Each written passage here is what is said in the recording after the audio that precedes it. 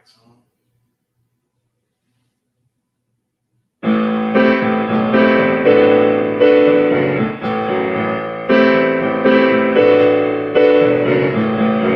Join us, leave your field to flower. Join us, leave your cheese to sour. Join us, come and waste an hour or two. We've got magic to do just for you. Welcome to Studio Tenn Talks. I am Patrick Cassidy. I'm the Artistic Director for Studio Tenn. And wow, what a week. What an incredible, insane, tearful, painful, stressful, and hopefully hopeful week it has been. We here at Studio Tenn do not tolerate and we do not condone any measure of racism whatsoever. We had a special Studio Tenn Talks on Wednesday night. It was a interview with Black artists, both here in Tennessee and in New York. It was an incredible show with incredible insight, and we were proud to be a part of it, and we were proud to do it. And on Friday night, we did a special Studio Tenn Talks happy hour in which we did tribute to the music of Rodgers and Hammerstein. It was absolutely amazing. We had performers from LA and from New York and from Tennessee, and now we are here tonight for our third show of the week, but our normal Studio Tenn Talks, our Sunday night, 7 o'clock. So I want to mention that tomorrow we start our first summer camp here at Studio Tenn. It came out of the virtual musical theater contest. We have so many students, we can't believe it. We are going to teach choreography during the week that will lead to a production number at the end of the week. We are going to teach voice. We are going to teach auditioning for a musical. Myself and Benji Kern and Casey Hebel and Melissa Cassidy and Nancy Allen from Belmont University. It is going to be an incredible week. We are so blessed to do it, but even more so, we are blessed tonight to have oh gosh, how do I say about Scott Ellis? One of the most premier directors on Broadway today. His credits, let's just go through these for a minute. He is a 9-time Tony-nominated director. He is the winner of the both Outer Critics Circle and Drama Desk Awards for Outstanding Director of a Musical. He had, right when the pandemic hit, he was doing Take Me Out at the Helen Hayes Theater on Broadway. We will talk about that. He did the revivals, both revivals of She Loves Me. We'll talk about that. Curtains in 2007, Mystery of Edwin Drood in 2012, The Elephant Man in 2014. He has directed television episodes for Modern Family, for Nurse Jackie, The Good Wife, Hung, 30 Rock, Desperate Housewives, The Closer, and Frasier. Emmy Award nomination 2007 for directing the episode of The Breakup of the comedy series 30 Rock. He is the winner of the Olivia Award for Best Director of a Musical for She Loves Me. He is an incredible, incredible guy. I am so thrilled to have him here. Ladies and gentlemen, please welcome Mr. Scott Ellis. I don't even know what to say now. Done. I did it all. I did it all. Scott, it is so good to see you. Thank you so much for being here and doing our show. So great. It's so great to be here, and it's so great to see you. Really. You as well.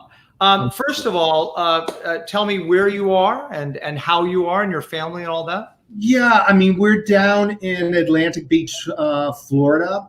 As you mentioned, we were in rehearsals for Take Me Out, which we could talk about. Once Broadway closed, my husband and our two kids, Park and Charlotte, were down here in Florida on a spring break.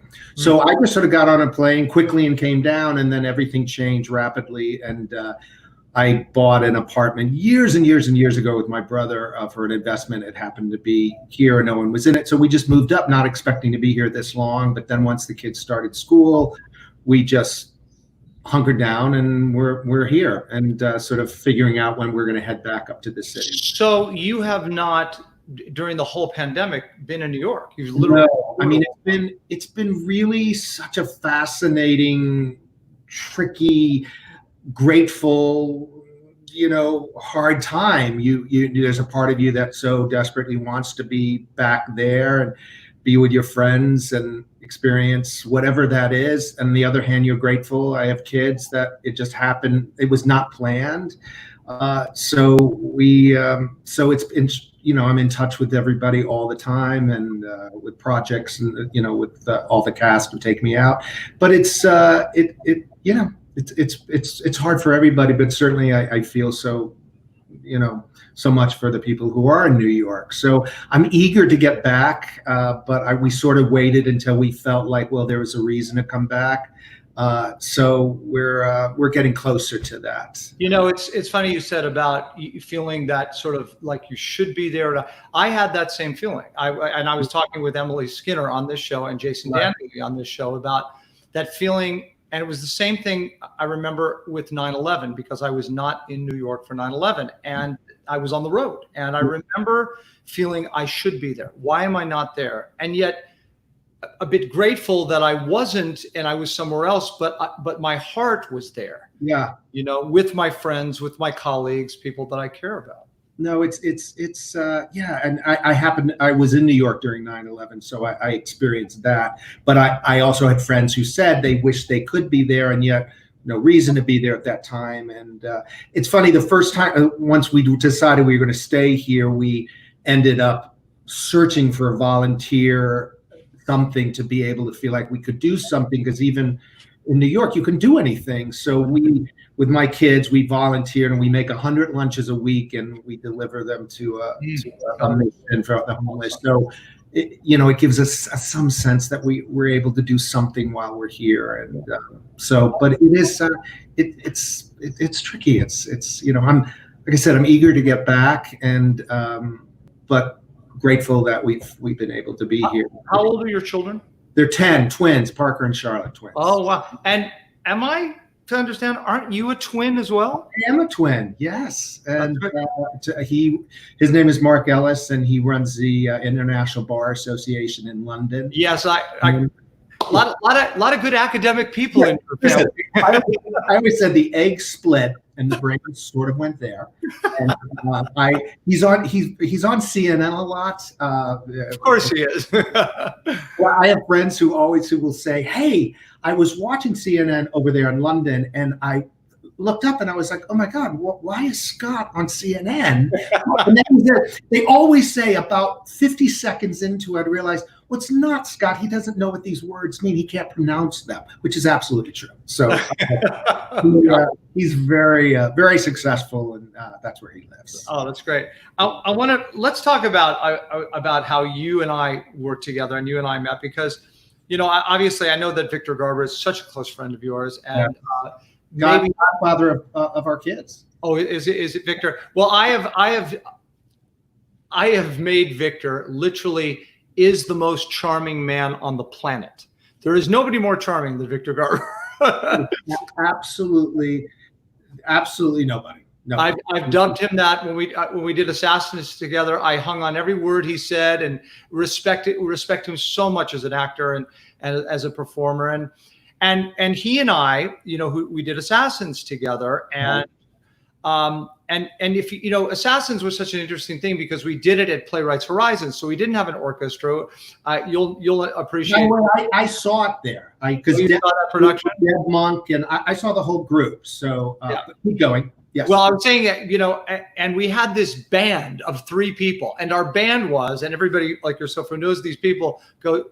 Michael Rubin said to me, "Do you know who your band is?" Michael Starobin on like synthesizer, Paul Ford on piano, and Paul Gemignani on drums conducting. Yeah, he was doing drums. Band. Most famous conductor. So we never heard really what those gorgeous orchestrations sounded like until we were at Carnegie Hall and with that huge orchestra. And I'll never forget, I came on the stage. Well, we had rehearsal first with you, and we met at rehearsal.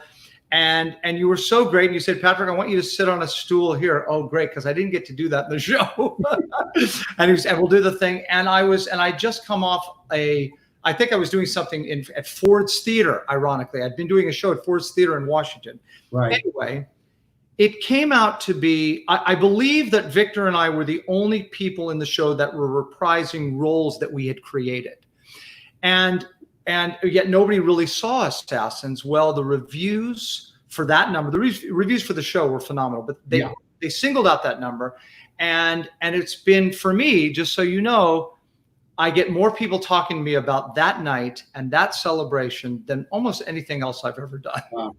Listen, that was an incredible evening, and that whole, for some of your listeners or people who are watching it, was the celebration of Sondheim, but celebrating Carnegie Hall's 100th birthday, and it was honoring Steve.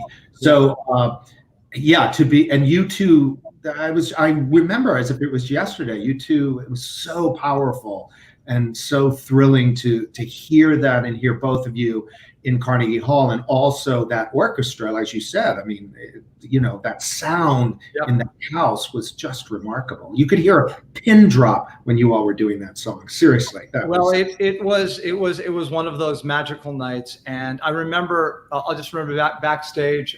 So I came backstage, and Victor and I hugged each other, and we, oh my gosh, we did it, we did great, and then Steve was there, and he said, Patrick, I want to introduce you to some of my friends. And I turned around, and there were his friends, Arthur Lawrence, Hal Prince, Diane Sawyer, Mike Nichols, and I just froze. Yeah. I said, oh, your friends.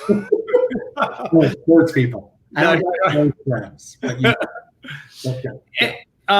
Anyway, let's talk about She Loves Me, because we both have a lot of history with it. You obviously and tell me, you directed both revivals, correct? Well, the story, I did. She Loves Me was the first first musical I ever directed on Broadway, and I brought it to the Roundabout Theater and said, I think this is sort of a perfect show. It hadn't been revived since it was done on Broadway with your dad. And so I decided, I sort of pushed for it a little bit and said, let's do this. Roundabout had never done a musical before. It was a huge step for them. And we did it. They didn't know what they were doing, and they admit that at the time. They didn't understand why you needed 2 rooms and 2 piano players and all of that. It was like teaching them how to do a musical.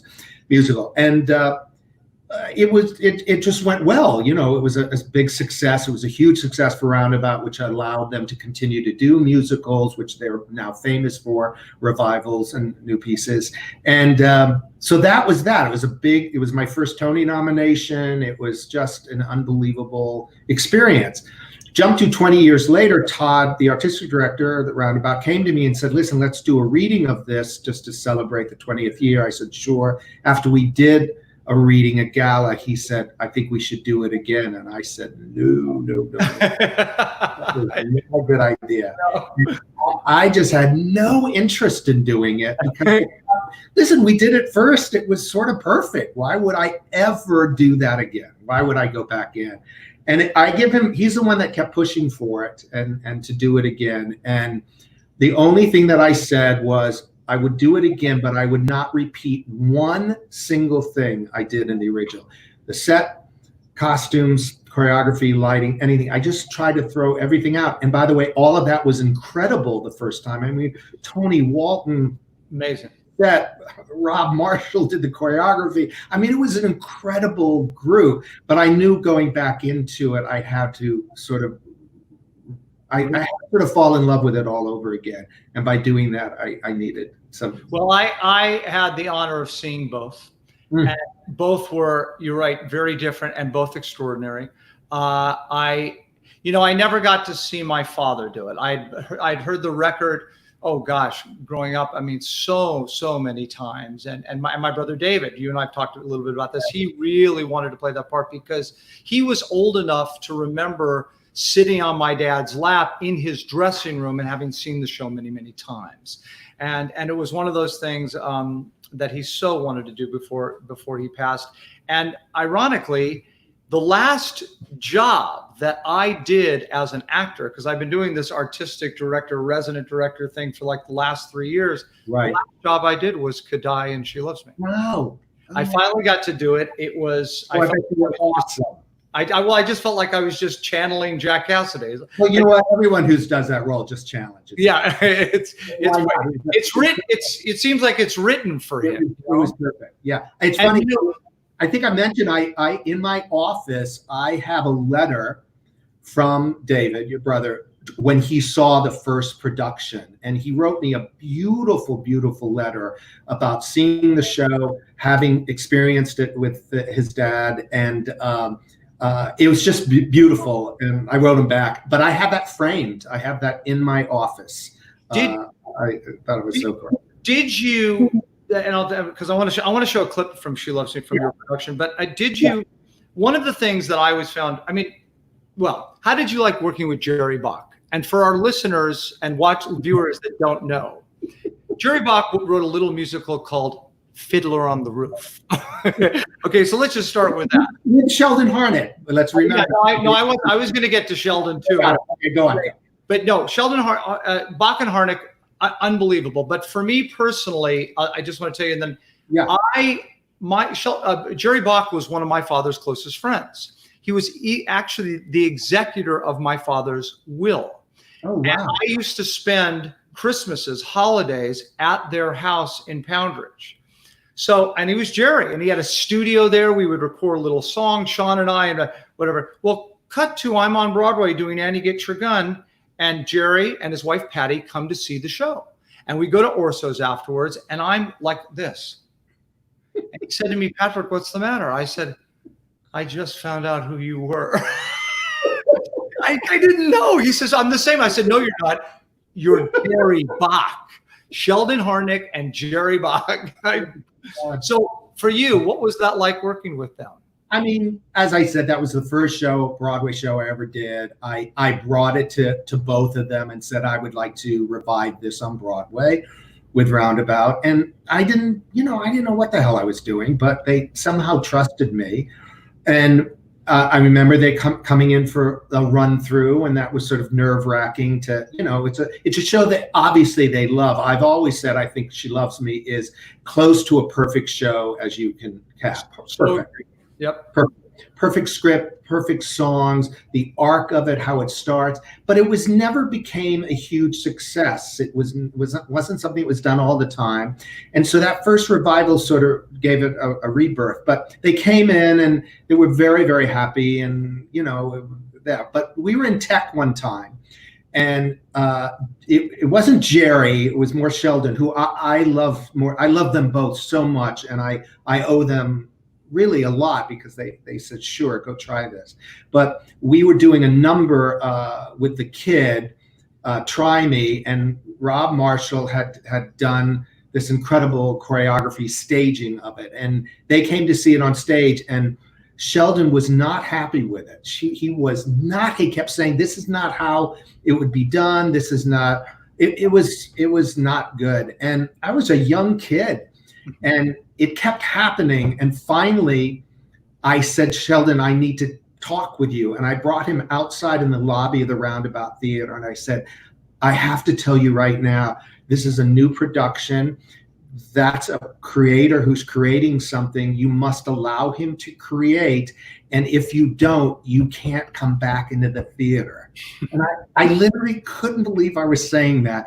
But I believed in the show, and he needed to understand that we needed to be able to explore and not have someone saying no right then. So, and I think from then on, he respected me more. And he's the loveliest man on the planet. And but that was my experience with them. But they were both unbelievably wonderful. Well, then let's show our viewers just what one of those productions came to be that you couldn't go back into this theater to see.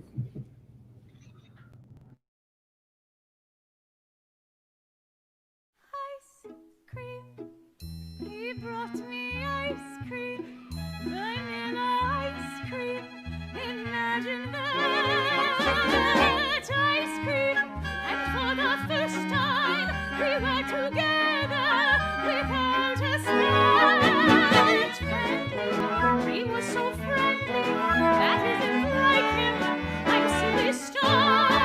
Will wonders never cease, will wonders never cease, it's been almost a day. I'm tingling, such delicious tingles. I'm trembling, what the hell does that mean?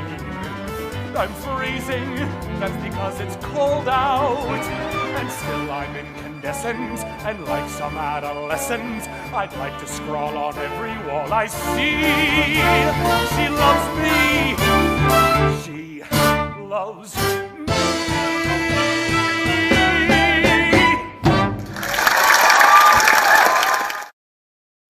And that's the gem. That's the gem of that musical. Wow. Wow. Do you collaborate always with the same musical director, same choreographer, same say? Do you have like your set people that you use all the time? I have people that I work with that I love to work with. And I've worked with, because you mentioned Paul Gimignani, I've worked with him quite a lot. And choreographers, I tend to, it's funny with choreographers, I'm smart enough to surround myself with choreographers who I feel are great choreographers that are great directors. I started my career with Rob Marshall, Susan Stroman, Rob Ashford, Warren Carlyle. I mean, these are all really great choreographers, but they're also great directors. Mm-hmm. And most of them continue to have moved on to directing and stuff, but that never, I always loved that. There was never any ego like, oh, you're do this. I feel in a musical, the choreographer and the director are equal, and they're one, and you must work as one person. And so I would trust them. I ask them to look at my stuff. I look at theirs. We talk, and that's how it is. So I couldn't agree more. That's just how it has to be. And so yes, you tend to. There are very few people that I've worked in this business, and I've that set, by the way, on She Loves Me was David Rockwell, who won the Tony Award for that set, and I've worked with him quite a lot in the last several years, just because I've loved working with him. But yes, you tend to go back into certain shows. I mean, people that you work with, just because you like working with them. You know? Right. Yeah. And there's a sense of you trust and comfortability, you know? Yeah. Tell me about, I love this question for directors about the casting process, in that how many times do you, when you go into casting, does an actor come in and literally change your whole point of view of what you thought the part was going to be? Does that happen a lot? Yeah, I mean, here's I always tell this to actors. I said, you got to understand that when you walk in, all I want is for you to be good. That's it. I just want you to be great, because that's going to make my job easier. So I always say there's a layer, and I'm lucky enough to be in a position where I see really great people. So people come into an audition, and all of them start with they're really good. But that's it. I mean, don't take it back. They're really good. But the next level is that they're right for this role, meaning I just feel like, oh yeah, I think they fit in this. The other level is, you know what, they absolutely could play this role. And now I might have 2-3 people that I got to make a decision. And then if I get really, really lucky, I have people come in and go, you're it. There is nobody else that can do this role. And that's the layer. And for the most part, I handle it. I get into that world of I have several people that I can do this. But it is, yes, someone comes in, and I can tell you right, you know, when Kristen Chenoweth came in for a show I did called Steel Pier, she came in. Nobody knew who she was. Nobody. And she was, I literally think she just got off the bus. And she walked in and she started doing this audition for this role in the show. And there was never any question after that. She left the room and it was like, that's it. So you want those, but that's sort of why it is those layers. And and what you're saying is exactly true. I mean, I felt it too, where an actor comes in. I had an idea of what I thought the part was, and what I want to hear, or and then somebody all of a sudden does something different that goes, that's it. Right. You're the person. And also I think it's really, really, I always say the thing that I can do as a director is I can create a room where people feel safe, and that hopefully you have an enjoyable time and you can create, and you're not afraid to fail. Mm-hmm. So for me, from a director's point of view, it's just as important to make sure I put in a group of people that I'm going to want to be in a room with for the next 2 months, let's say all the way through first preview. So that becomes just as important as I think they can do the role. If I get any sense like, I'm not sure that this is going to be a good match, then I won't go down the road. I just won't. So that has to be part of it too. And I usually, honestly, don't really always know what I want, but that's part of the rehearsal and the collaboration. And if I sense from giving notes to an actor, they can shift. Not that that's the way it's going to be, but I go, oh, they take an adjustments. Okay, well, that opens a door that we can figure this out together. I don't have all the answers. I need actors to come in and you're right. I'll tell you, and I know this is old, sort of, everybody knows this, but I was 19 years old, and Michael Bennett said to me that 90% of directing was casting. I 100%. I won't go quite that high, but I'll say 80. But it's pretty high, and I would say 100% a director's job is to cast successfully. Right, yes. Because you know that if you cast people that are good and know what they're doing, you don't have to tell them a lot. Yeah. You're basically, you have to create pretty pictures and have nice, you're a great traffic cop and stuff, but they know what to do and they know how to get them. I'm going to argue with pretty pictures and traffic cop. I'm going to change that a little bit.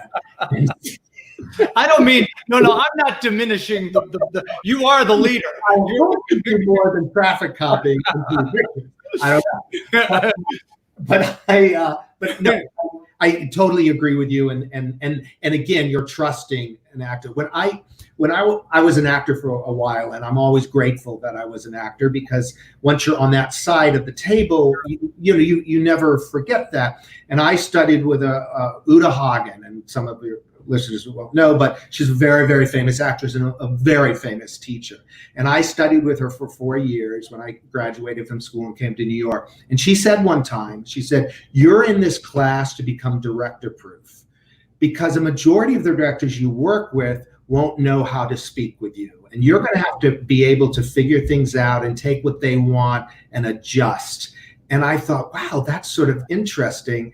And I thought, I never want to be one of those directors that an actor has to do that with. I want to be a director who understands how to talk with actors and hopefully collaborate and be able to get together and create something that's and be able to say that language. And you do understand that every head of a ballet company, every head of every symphony, they're traffic cops too. They're just generals. I love that you said that, because I'm going to use that against you. I know. I'm dead. That's it. That means I'm going back to being an actor, and I'm going to stop directing.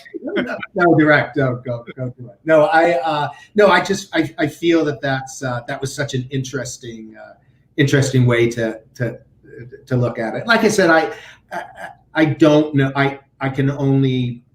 I'm smart enough, as you were saying, to put good actors, forget actors, everybody, a team, a great team, and to listen. I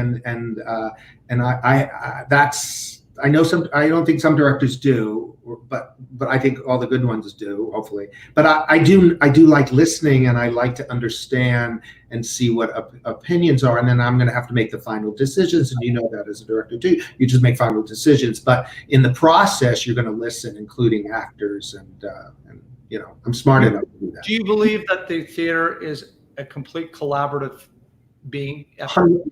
Yeah, 100%. Now, this is my opinion. You can have 5 directors come after me, and maybe they say no. But I don't think. No, I think it's collaborative. Television is very different. Mm-hmm. Television is different, especially for a director, I think. But and I was fortunate when I started directing television that I did understand how to talk with an actor. And a lot of directors in television, and they're great directors, but they understand the cameras. I knew nothing about the cameras when I started, but I did the actors. I knew how to speak to an actor, which ultimately actors want that. So yes, it's a 100% a collaborative. I feel it is. I don't know if I talk about that all the time. I believe. I want to talk about let's talk about Take Me Out and where you were in the process. Yeah. When this thing unfolded with the pandemic. Yeah. Take Me Out will be the first Broadway revival. It won the Tony Award for Best Play more than 20 years ago, and it's about baseball. And we were in the middle. more than baseball, but it takes place on a baseball team. So we were in our second week of rehearsals, and sort of things started happening, and you could sense something was shifting. And some shows stopped. We continued for 4 more days, thinking we would then take some time off, but then it got bad and we closed down. So it was tricky. It's a baseball team. My whole intent was to get them to become a team and to bond. So I put them in a baseball camp for 5 days. Wow. And became a team, and they learned how to play baseball if they didn't know. And so that for me was an important part of creating this environment of a baseball team. And then we sat around the table for a chunk of time. So we were just starting to get up on its feet. Probably we had been 3 days on its feet to start working, 3 or 4 days, and then you stop. And it was, I mean, listen, you don't know it. You didn't know at that time it was going to be this. You thought, okay, we're going to stop for a while, and I'll see you in a week. I'll see you in a couple of weeks, once things settle down. So that has been a huge adjustment. I give Second Stage credit because we will come back. That's 100%. The company so far has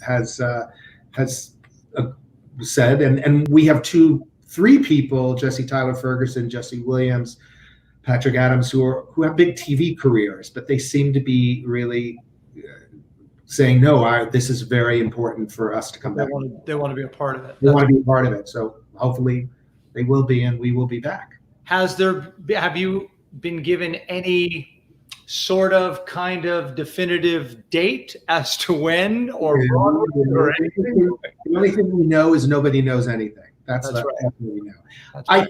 think on Broadway in New York, and New York is different from every place else because of the situation. But I think the thought is at the beginning of the year in January, that it might be safe enough to go back into rehearsal. And by the time you get back up in February, March, well, again, nobody knows. You're guessing at this point, but that's the plan.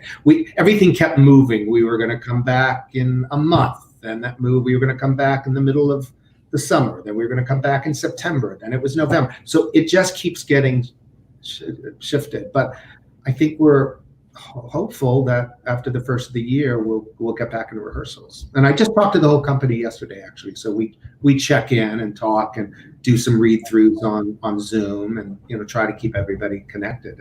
Well, all of us are praying here in Tennessee, in New York, LA, ever. I want to read something to you, and just to tell our viewers just what an amazing human being traffic cop you are. 19 kids will stage band play on Broadway. The 19 children who were in Maria Sweeney's 4th grade class last year at Hawes Elementary School in Ridgewood, New Jersey, are going to get their opening night after all, and on Broadway, no less. Scott Ellis, resident director at the Roundabout Theater Company, was riding the subway one morning in June when he stumbled across a newspaper article about Sweeney's class being forbidden by school officials to stage a play they had written about allegations of wretched conditions in overseas factories doing work for Nike, Disney, and others. The subject of the play, Justice, Do It, was deemed inappropriate for children that age by school officials. I was so moved. This is you. I was so moved by what the kids were saying, Ellis said. Then it just dawned on me. What would they want? They'd want to perform their show. And the last part of it is, so Ellis got permission to stage the show for one night on the Roundabout's larger stage. Parents or friends will be invited to it on October 27th. Bravo, my friend. That's unbelievable. So not only are you this great director, but you're also an incredible human being. You get both. Well, listen, it was not a hard decision, and listen, when you think about it, what we're going through right now, it's sadly times haven't changed, and they need to keep changing. I was just the quote in the paper was, the principal, whoever it was, said, we just don't, you don't know about what's really happening down there. And one of the kids said, well, yes, we do. We wrote it. So I just thought, oh, I love that. Yeah. So I had called, I tracked down the teacher. I went out and I actually rehearsed them for a while because I met the kids and they showed me what they had. And it was so moving, but I thought, oh man, I don't think we gotta work. So you gave them notes and did a little read. It was something that I had to do. I couldn't believe they were elementary school kids. And I said, okay, we're going to start again. This is how we stage it. And then I was a traffic cop. And I did that. But I have to say it was I haven't thought about that for a little bit. It was a thrill because that night, when those kids stepped on a Broadway stage, and the most important thing is they were able to do the play they wrote and what they were passionate about, and I just thought they needed to do this to continue knowing how important it was to speak out and to speak up. Well, I had to let our viewers know it. Wow, you're Right. amazing. I want to show another clip of yours and talk a little bit about it.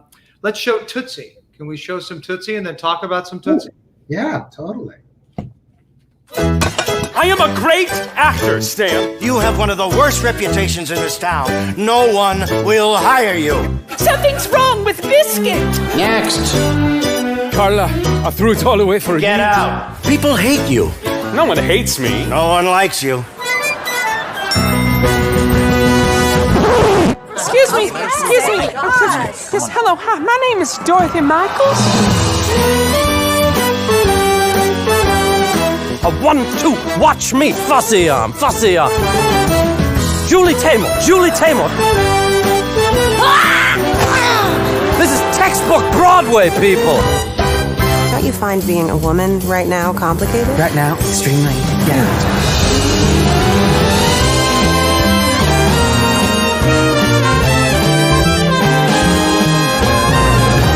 I won't let you down because you believed in me, and now anybody can see I'm really alive. I won't let you. I like what you do.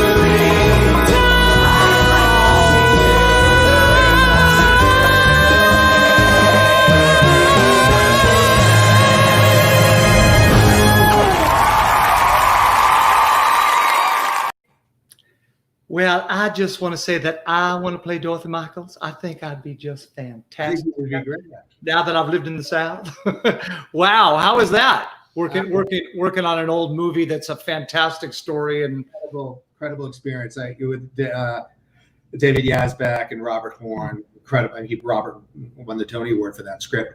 The most exciting part of that was going in there. We said we cannot do the movie. We have to look at it, update it. How are we going to tell that story? And it was 2019, and that was a challenge and thrilling. And it was. I just kept saying, listen, if you're going to take movies and you're going to musicalize them, you've got to give me a reason why I'm going to sit and see this again and not just go rent the movie. That's really what it was, even though you're making it into a musical. So, and the other thing the three of us really were very conscious of is saying, let the audience get pulled into our story. Yes, it's Tootsie, and you'll be familiar with that, but we're going to tell it in a different way. And if we do it right, they'll lean into it and they'll go with our story and then let the film go, which is what happened. And David, who had done the Full Monty, the movie into a musical, is so good at that. I mean, I didn't get to see Tootsie, but boy, his score and where he chose to put songs in that script that we were familiar with the film. Yes. And yet they made it new. They made it very different. Set it in America, in Buffalo, and not in England. And and it wasn't a soap; it was a Broadway musical. And for Tootsie, not that. Right. But he's very good at that, and he was very good at of mining story situations where song could live and funny songs. And Robert Horn is a brilliant writer and was able to take it and not only make it funny, but make it real and moving. So it was a great experience. There's musicals, they take forever to do. We were working on that for 3 years, before. Who have you not gotten to work with in the theater that you'd like to? You know what? People have asked me that, and I'm going to be really honest with you. I don't think about it. I only think about the people I have been able to work with, and that's all that matters to me. Because I don't know walking through a door what my next project will be. I mean, everyone says, "What's your favorite show?" I said, "My favorite show is the show I'm working on right now. Right now, it's Take Me Out." But this past season, I did Kiss Me Kate with Kelly O'Hara. I did Tootsie, with Santino and that incredible group. So I really don't. You? Should I just? Well, it's different. I was going to say, after I asked the question, I thought, well, you're as a director, and especially a director at your level, you get to work with. I would think for you, it would be, well, I didn't get to work with Richard Rodgers and Oscar Hammerstein. In other words, getting to work with a composer. But for an actor, as an actor, yeah, I wanted always to work with Hal Prince because he was such a good friend of my father's. Yeah. He directed him in She Loves Me and It's a Bird, It's a Plane, It's Superman. I knew him through all my time in New York. I've had dinner with him several times, went to his office several times. He came to see me in shows, but I never had that moment to get to do, and that goes with, look, I feel very blessed. I've gotten to work with great directors and great composers and great choreographers. But I think as a performer, you think I thought about it much more. Yeah. No. I've been so fortunate. I mean, my career started with Candor and Ebb. They're the ones that opened doors for me. And Hal. Speaking of Hal, was an incredible person, as he is to a lot of people, but he was so supportive. He's the reason why I did a little night music for City Opera, because he saw the first show I did off Broadway floor, The Red Menace, that Susan Stroman and I did, and Hal saw it. And when he couldn't do night music, he said, well, I just saw this young director who I think should. And that started that process of working with Sondheim. And my two favorite Hal Prince stories, because I did the revival of On the 20th Century and this past one with She Loves Me. And I spoke to him about both, not She Loves Me as much because I knew it, but I did went in there and talked a little bit about 20th Century. But both times I had him come to see it, and he didn't know, but I then showed up, and I walked on stage at the end of the show, and I talked to the audience at both times, basically saying, listen, any director who gets fortunate enough to go back and revisit a piece owes a great deal to the original team. We can look at a piece and go, well, you did it this way, that worked, or maybe I can try it this way. They went through the hard part. So I said, there's no way I can ever have done anything that I did without the original director, and that's Hal Prince. So I made Hal get on stage, which and both times, and I because you owe that to people, especially Hal Prince. Jesus, it was more better, So yeah, that's fantastic. Wow. So tell me, we talked a little bit about this. One of the things that we do on the show sometimes is I let my guests, my friends, I let them ask me a couple questions. So, I love that, because I'm on this because my sister Mary Beth Richards, she and her husband Jack moved down there, and she had called me and said, oh, there's this theater down here, Studio Tenn, which looks like a really interesting theater, and I think I'm going to explore it a little bit. And she loves theater and has been involved with theater and is this. She is a gem. She's our newest board member, and oh my gosh, we are so lucky and blessed to have her. You're very lucky to have her. Yes, we are. And but I didn't know anything about that theater, and then she mentioned it was you, and I went, what? I didn't know he had taken on a theater. And so immediately I was like, well, yes, you have to get involved, and she loved you, and so that's how all this happened, which I love. But my first question was, why, and you probably told this to people, but I was like, how did this journey happen? How did you get here? How did that, and what was that decision of, okay, I'm going to tackle doing theater? God forbid it was 4 months ago or whatever it was, and this all happened. But what was that decision like? Well, this answer is going to turn this show into the Scott Ellis talk show because it's a long answer, but I'll try to shorten it.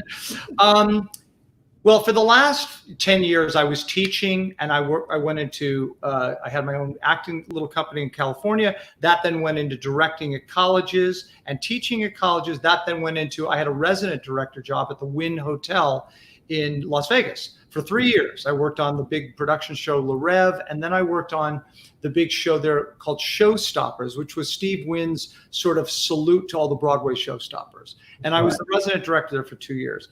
I came back to California, and there was a theater company there called 5 Star Theatricals that I had been on the advisory board for many years at, and they were looking for an artistic director. Well, I got that job, and I produced Dreamgirls, and I produced Matilda, and I produced Shrek, and I produced Beauty and the Beast, and West Side Story. And this, like I said, the long answer. My wife and I have been wanting to get out of California for a long time. Our son moved here because he got a record deal and a publishing deal. I drove him out here cross country. I had never been to Tennessee. I looked around and I said, this is really nice. Yeah. Really nice. So, and then my wife came out, she said the same thing and said, I could move there. The light bulb went off and I said, well, what's the theater scene like? And I found this theater company, very reputable theater company, had been in business for 10 years. They were the premier musical theater company in Williamson County. And it just so happens they had an interim artistic director in place. I came and saw their show, Mamma Mia. I loved it. I loved what I saw. And I threw my name into the hat. That started a progression of talks with our board chair, Tony McAllister, and certain board members. And it was about 6-8 weeks. And they said, if you want to come, we'd love to have you. Wow. You know? Wow. Well, they're lucky to have you. Oh. Seriously, I just thought that was the greatest thing. And by the way, when Mary Beth said they were moving down, I was like, "You're moving where?" What? She said, they said, no, we fell in love with it, and we love it down here, and that it's, you know, that it's politically it was good, and that, you know, and it's a beautiful place, and she just they well, Scott, we live. She and Jack and I and my wife and we live in Franklin, and Franklin is about 25 minutes outside of Nashville, and it's in Williamson County. And when I first came here, Main Street and all of Franklin. I said this, and I guess it had been said before, but I felt like George Bailey in It's a Wonderful Life. This was Bedford Falls, and is beautiful small town, the kindest of kind people you can imagine, and a love for the arts, and a love and still want to discover the theater. I mean, that's the one thing. It's like this is Music City, but we're still discovering musical theater, which is great, you know. And so I'm going to ask you questions. So, and certainly things have shifted in time, but you're just starting to learn that your audiences and what, I mean, you haven't really been able to do anything yet, correct? I literally was about to announce our new season. Wow. Which I still haven't even announced what we were about to do and announce. I was about to direct my first show. We do a legacy series here, which is where it's basically like Smokey Joe's Cafe, where we take an artist and we build a beautiful set and costumes, and we have a theme, and we were going to do Aretha Franklin, and I was going to direct it. It was all cast. We were getting ready to start rehearsals, and everything came to a halt. So yeah, that part of the visit has been strange, to say the least.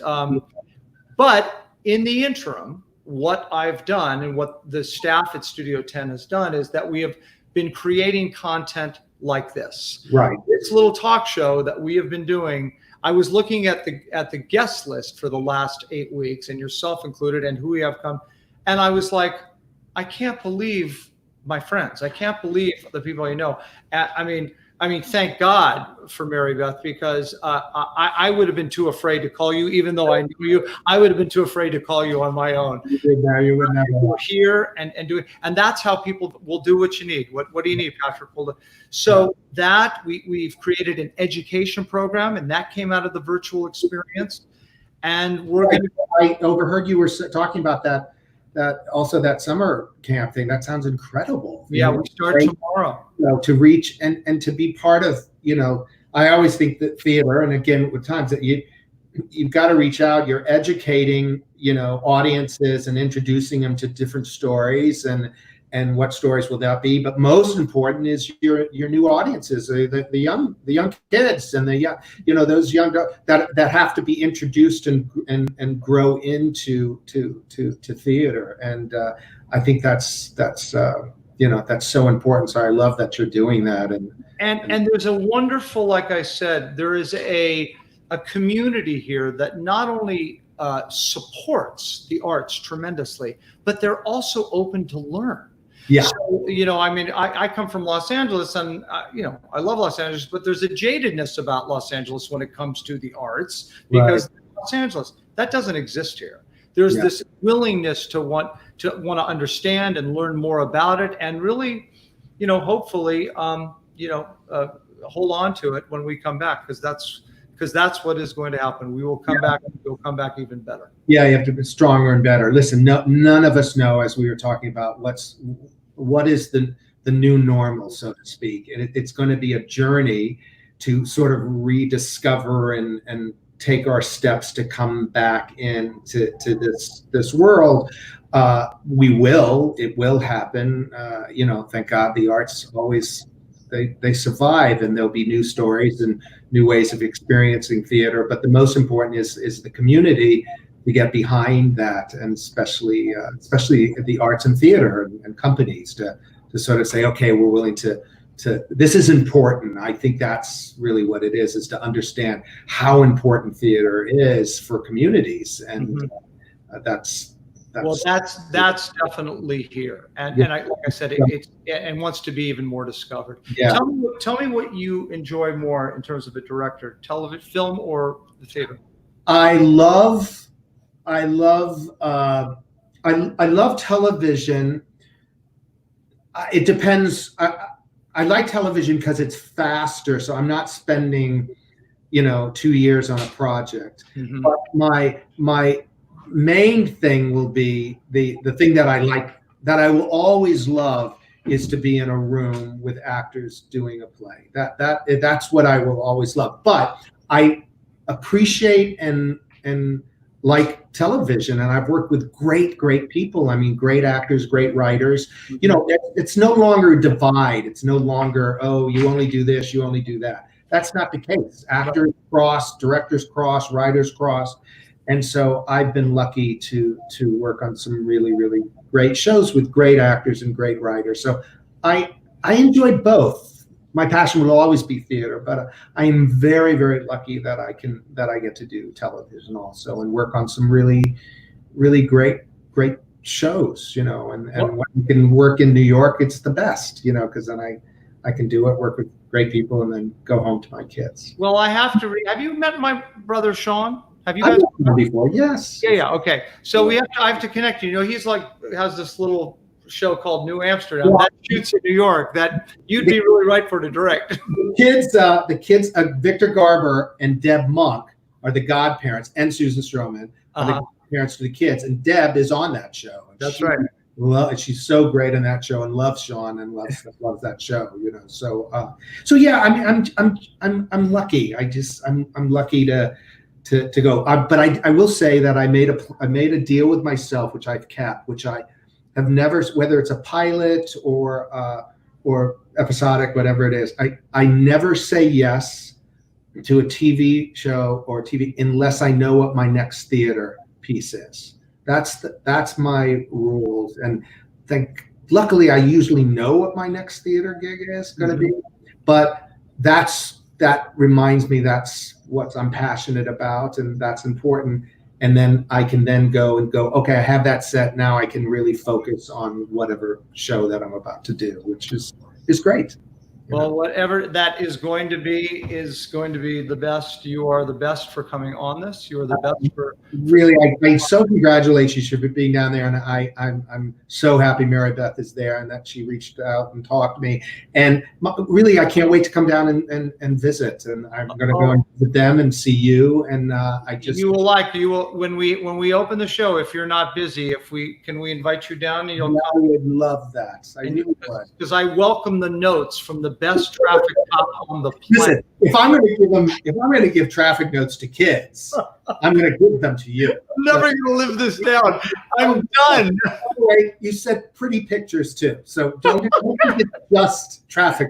Hey, I said that to Picasso. I said that to Salvador Dali. I said pretty pictures. I'm so happy you said both of those things. Just so happy. That's going to be. You are a gem. You are a tremendous man and human being. Thank you, Scott, for being a part of this. Yeah. Best of luck. Talk to you soon. Thanks, pal. Bye. Wow, what an extraordinary man. What an extraordinary night. We are lucky to have him. We are lucky to have you, Mary Beth. Thank you for contacting your brother. And thank you, Scott, for doing the show. Well, that's our show for tonight. Everybody hug each other. Everybody tell each other how much you care about them. And let's get into a new week of wonderfulness all around. I was thinking about I'm looking at the thing below. Yes, Studio Tenn, please. We survive on ticket sales. We survive on donations. Right now, we don't have ticket sales, so anything you can give is so appreciated by all of us, and we thank you in advance for that. I was thinking about what song I should say goodbye with tonight, because I always pick a little song, and it just happens to be from She Loves Me. My father's song goes something like this. It's been grand knowing you, grand knowing you, grand being your friend. Good night, everybody.